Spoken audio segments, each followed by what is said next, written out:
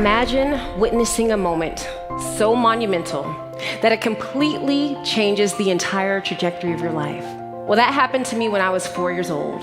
I was watching the Olympics for the very first time, and front and center on my screen, I see this woman by the name of FloJo. She has this long, gorgeous hair and these radiant nails that shone red, white, and blue. She stood up behind her starting block, stared at the finish line, and propelled down the track towards Olympic glory.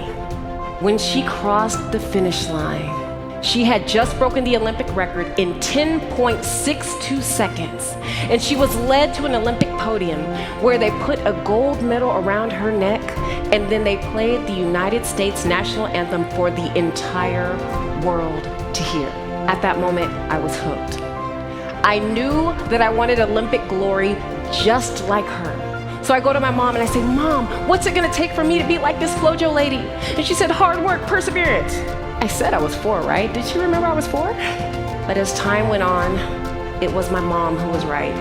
We lived in a type of environment where there was poverty, homelessness, and displacement. And I learned through those times that perseverance meant no matter how hard or how long, you never give up.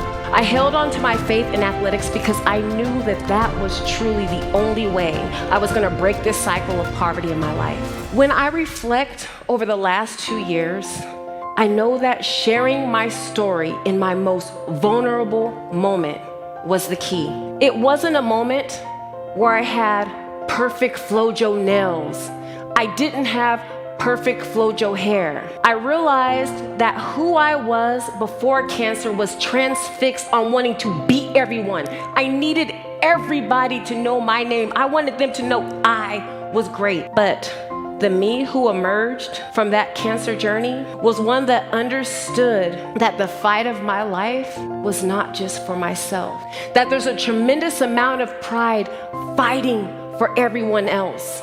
And that when children see my story and they realize that the best thing that athletics can do for us is to lift us up. And that with hard work, determination, and grit, you can get out of difficult situations. But that is just the beginning.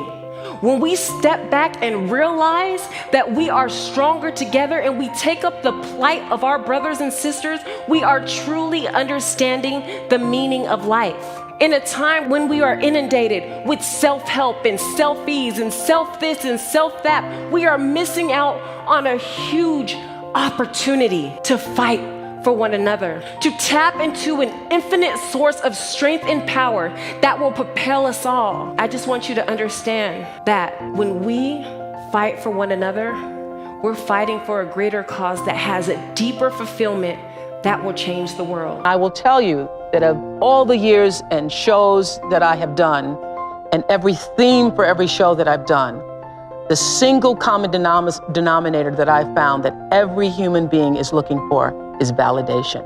Every single person needs to know, wants to feel that they matter. And what happened in that room, that was the greatest day of my life, I knew that those children knew in that moment that they mattered.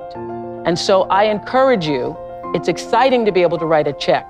It's even more exciting to be able to touch one life, to be able to do that for one person. It's like Cynthia was saying, when you can do that for one person, when you can do that, you will know that your life has meaning. And I will tell you, when I left that place, my friend Gail and I were there and we were all boo-hooing. We're like boo-hooing with the children. Oh my God. And Gail was saying, what is it? What is it? We're so full. And Gail said to me, she said, you know, as big as your show is, what happened in that room seemed bigger. What happened in that room seemed bigger. And that is true. That is true for me, who has this big life in a television show. And I'm telling you, for everybody here, extending yourself beyond your world, your kids, your family, your stuff, and reaching out to somebody who is not like you, somebody who is like you, who is in need. If you are feeling depressed, or you are feeling down, or you're feeling like things aren't going the way you want them to go in your life, the way you turn that around is to reach outside of yourself. You know, in all of the years of doing the Oprah show, there were many days that I sat in my chair across from 1 or 2 or 5 or 6 or 7 people, And I would be so frustrated because I just wanted to shake people sometimes and say, why didn't you pay attention to your life? I said on the show, probably the producers tell me that they counted 33 times, but I know I thought it at least 1,000 times. I would say listening to your life as it whispers to you first, so that it does not have to knock you upside the head with a brick or come crashing down on you as a brick wall, is one of the greatest principles of life, because there are many things that happen in life that are beyond our control. Natural disasters, death, unexplained events. But there are also many, many, many things in life which we can control and become out of control because you're just not paying attention. You are sleepwalking through your life. And I have seen this so many times on the show. I wanted to take the guests and go, would you just pay attention? So this is what I've learned and how I've explained it to myself. Life whispers to you all the time. Your life is speaking to you. I have always known this about celebrity. The real power of being somebody that somebody knows, and I really think that the only difference between being famous and not is that more people know your name. So the only difference between understanding that is understanding that what Selma has done, what Susan has done, what Anna has done, Rebecca has done, what Jim has done, what I've done, you too can do. Because true philanthropy comes from living from the heart of yourself and giving what you have been given. How will you do that? How will you use your personality, the energy of your personality, to serve that which is your soul's calling? I know this for sure. Any life, no matter how fantastic it is, how glorious it seems, how much attention you receive, how much square footage you have, any life and every life is enhanced by the sharing and the giving and the opening up of the heart space. Your life gets better when you can find a way to share it with someone else. So what we've done, you can do. The real empowerment comes when every person leaves this room and makes a decision. Maybe that decision is that you will write a check and support some of the wonderful organizations you've heard here today.